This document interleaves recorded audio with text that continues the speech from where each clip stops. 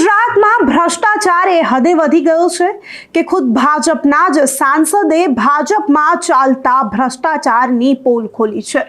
ભાજપના તંત્રમાં ભ્રષ્ટાચાર એ હદે વધી ગયો કે ખુદ ભાજપના સાંસદ કલેક્ટરને હવે પુરાવા લઈ અને રજૂઆત કરવા પહોંચી ગયા।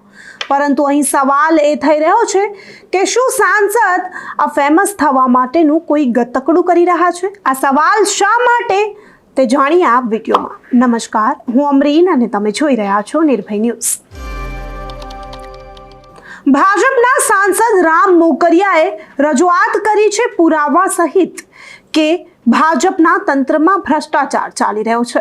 અનાજ પુરવઠામાં અનાજ યોગ્ય નથી આપવામાં આવતું, અનાજમાં ભેળસેળ કરવામાં આવે છે અને અનાજમાં ઈયળો પણ પડી ગઈ હોય તેવા નમૂનાઓ લઈ તેઓ કલેક્ટર કચેરીએ પહોંચે છે અને રજૂઆત કરે છે કે અહીં અનાજ પુરવઠાના અનાજમાં ભેળસેળ કરવામાં આવે છે।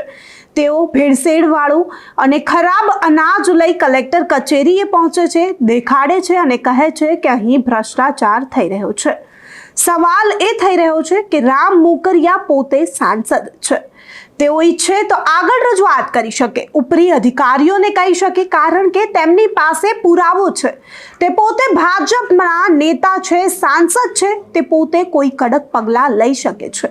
પરંતુ રામ મોકરિયા પુરાવા લઈ કલેક્ટર કચેરીએ પહોંચે છે। સવાલ એટલા માટે થઈ રહ્યો છે કે પોતે ભાજપના દિગ્ગજ નેતા છે, તે ધારે તો મોટું એક્શન લઈ શકે છે કારણ કે તેમની પાસે પુરાવા છે। તો પછી કલેક્ટર કચેરીએ કેમ? અહીં લોકો કહી રહ્યા છે કે શું રામ મોકરિયા ફેમસ થવા માટેનું કોઈ ગતકડું કરી રહ્યા છે કે માત્ર ને માત્ર ભાજપનો ભ્રષ્ટાચાર ઉઘાડો પાડી લોકો સામે અને મીડિયામાં વાહવાહી મેળવવાનું આ કોઈ ગતકડું છે? આ સવાલ થઈ રહ્યો છે। ત્યારે રામ મોકરિયા કલેક્ટર કચેરીએ પહોંચી કઈ રીતે અનાજ દેખાડી રહ્યા છે અને કહી રહ્યા છે કે આ ભેળસેળવાળું અનાજ છે, તેના સેમ્પલ દેખાડી રહ્યા છે, તે દ્રશ્યો પર પણ એકવાર નજર કરીએ। મારે ખાલી એ જાણવું કે સરકારમાંથી ઉપરથી આવે તો ઉપર રજૂઆત કરીએ, અહીંયા કોઈ જો સારા માણસો કઈ ભેળસેળ કરતા રહ્યા છે ફિગર છે એના માટે આવો રમેશભાઈ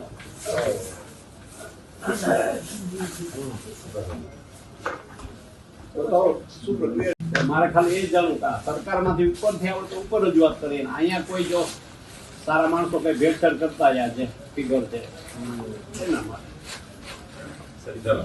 આવો રમેશભાઈ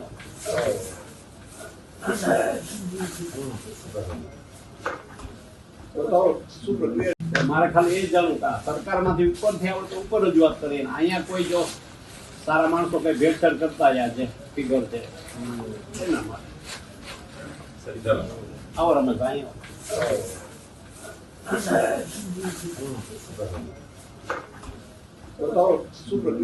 ખૂબ જ સારી વાત છે કે આપણા સાંસદ આટલા સજાગ છે। રામ મોકરિયાએ ભ્રષ્ટાચાર ખુલ્લો પાડ્યો, પોતાના જ તંત્રમાં ચાલતો ભ્રષ્ટાચાર ઉઘાડો પાડવો એ કોઈ પણ સરળ વાત નથી। સારી વાત છે રામ મોકરિયાએ ભ્રષ્ટાચારને ઉઘાડો પાડ્યો, પરંતુ સવાલ એટલા માટે કારણ કે પોતે સાંસદ હોય અને કલેક્ટર કચેરીએ નર્મદાઈથી જઈ કહે કે આ રીતના સેમ્પલ છે, આવી રીતે ભેળસેળ કરવામાં આવે છે, તો આ કોઈ હજમ થાય તેવી વાત નથી, કારણ કે તેમણે ઉપરી અધિકારીઓને આમાં ઇન્વોલ્વ કરવા જોઈએ। ત્યારે રામ મોકરિયાને સાંભળીએ કે તેઓ આ ભ્રષ્ટાચારના સેમ્પલ લઈ ગયા પછી જ્યારે તેઓ વિવાદોમાં સપડાયા, લોકોએ સવાલ પૂછ્યા, ચર્ચાઓમાં આવ્યા, ત્યારે રામ મોકરિયાએ ખુલાસો કરતા શું કહ્યું? આજે જે રજૂઆતો હતી ખાસ કરીને પુરવઠા ખાતામાંથી મોદી સરકાર, આપણા યશસ્વી વડાપ્રધાન નરેન્દ્રભાઈ મોદી લગભગ 80 કરોડ લોકોને 5 કિલો મફત અનાજ આપે છે। એ કોવિડ વખતથી આપે છે અને હજી 5 વર્ષ સુધી ચાલુ રહે છે। કરોડો અબજો રૂપિયાનો સરકાર ખર્ચ કરે છે। હવે એમાં જે અનાજ આજે મારી પાસે નમૂના આવ્યા એ ભેળસેળવાળું અથવા જીવજંતુવાળું અથવા કચાસવાળું હતું। એ મેં કલેક્ટરશ્રી અને પુરવઠા અધિકારીને બતાવ્યું છે કે આ ભેળસેળ ક્યાંથી થાય છે અને ચેક કરો, અને ગરીબ માણસોને મોદી સાહેબ જે મફત અનાજ આપે છે એ સારું ને ક્વોલિટીવાળું હોવું જોઈએ, નહીં કે એનાથી કોઈ બીમાર પડે। અને ક્યાંથી આ ભેળસેળ થાય છે, FCIમાં થાય છે કે સેન્ટ્રલોની જે દુકાનો હોય છે એમાં કરે છે, કોણ કરે છે? આ બધા અમે જે તે કસ્ટમર પાસેથી અનાજ કલેક્ટ કરી આવા સેમ્પલ લઈ, એમાં ચોખા હતા, ચણા હતા, ઘઉં હતા, દાળ હતી, આવા બધામાં ક્યાંય ને ક્યાંય આ ભેળસેળ હોય એવું માલુમ પડ્યું છે. એટલે ક્યાંથી ભેળસેળ થાય એના માટે કલેક્ટર રજૂઆત કરી કે આનું ચેક કરો, રેડ કરો અને સારું અનાજ ગરીબ માણસોને પણ જે અનાજ સરકાર આપે છે ફ્રીમાં તે સારું અને પૌષ્ટિક હોવું જોઈએ, એમાં કોઈ ભેળસેળ ન ચલાવે. તો સાંસદની રજૂઆત પછી કલેક્ટરે શું જવાબ આપ્યો તે પણ સાંભળવા જેવું છે, કારણ કે આપણું તંત્ર છે જેવું. થઈ જશે, કરીએ છીએ, તપાસ ચાલુ છે, તપાસ કરવામાં આવશે. અધિકારીઓ આવા જ ઉડાવ જવાબ આપે છે અને ફરી એકવાર કલેક્ટરે આવો જ લૂલો બચાવ કર્યો અને કહ્યું કે સાંસદે કહ્યું છે પુરાવા અમારી પાસે છે, અમે તપાસ કરીશું.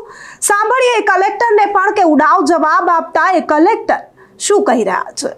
એમાં તપાસના આદેશ આપ્યા છે અને જ્યાંથી એમને સેમ્પલ કલેક્ટ કર્યા છે એની ટેસ્ટિંગ માટે અમે લેબોરેટરીમાં મોકલશું. સર, આપણે જે રાજ્યસભાના સાંસદે ફરિયાદ કરી આપણે સેમ્પલ બધા તપાસી જે માલ આવ્યો એ સેમ્પલ ઓલરેડી જે માલ હોય છે એ જેમ આપ કહો છો લેબોરેટરીમાંથી અપ્રુવલ થાય ત્યાર પછી રિલીઝ હોય છે. તો પછી આ પ્રશ્નનો કારણ સર એ તપાસ પછી ખબર પડશે. ક્યાં સુધીનો રિપોર્ટ આપવાનો?